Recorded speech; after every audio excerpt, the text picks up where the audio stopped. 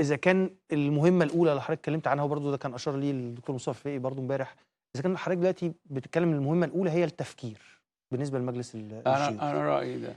فالتفكير ده ما بيبقاش عليه حدود، أنت ما عندكش نفس الحدود الخاصة بجدول أعمال لظروف بنتعامل معاها الشهر ده والشهر الجاي واللي بعده.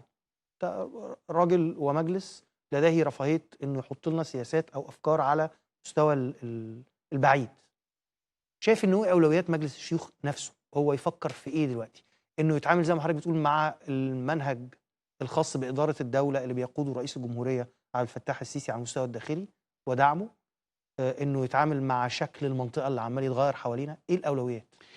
يعني هو أما بنقول التفكير ما هواش الجانب الرومانسي، يعني بنحلم انت كلنا مقيدين بأمرين. الأمر الأول إن الدولة دي ماشي، يعني الدولة دي فيها تحرك، فيها مشروع، في حاجة اسمها رؤية 2030.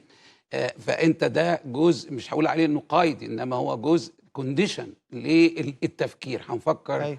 في إيه؟ أنا رأيي لما بنيجي نفكر بنفكر دائما في الهاردوير وفي السوفت وير.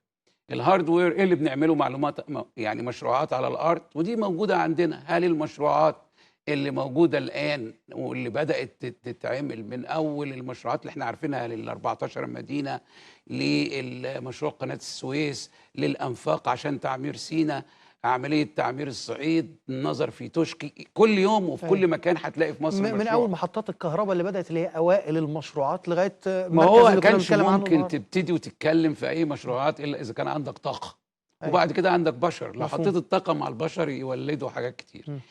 اللي عايز اقوله انه ده الهاردوير اوريدي موجود بقوه. المرهق شويه في السوفت وير، يعني ودي مشينا كويس في موضوع التعليم مثلا. طبعا. الظروف في كورونا اجبرتنا على ان احنا نمشي في إمم. موضوع الصحه. انا اعتقد انه احد الموضوعات اللي كانت على وشك انها تخش على دائره الاولويات هي اصلاح النظام الاداري المصري. إصلاح النظام الإداري. الاداري المصري، وايضا انه تحدث مناقشه على كافه المستويات حوالين المحليات.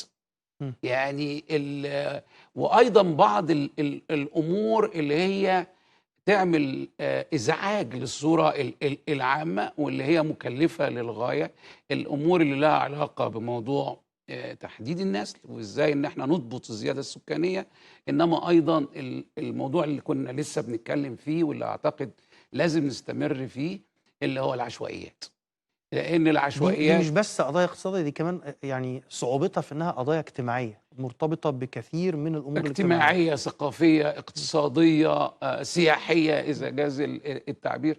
انما هي يعني شوف، هو الرئيس السيسي في هذا الامر، هي القضيه في حديث كان بيتكلم قريب في احد في اللجنه التثقيفيه، أيوه. الندوة في التثقيفية. أيوه. الندوه التثقيفيه، بيتكلم على ان احنا اولا لازم تو ثينك بيج. يعني لما بيقول وزير الماليه يجي يقول لي انا عندي احتياطي 38 مليار او محافظ الامن إمم. المركزي بيقول له ما تبقى 380، يبقى تعالى كلمني. رفع السقف المصري ده مهمة فكرية في المقام الأول، بمعنى أنه علشان نبقى متقدمين محتاجين إيه؟ كم تريليون إحنا محتاجين نبقى في؟ 4 تريليون، 5 تريليون، عشان نوصل لهم يبقى إزاي؟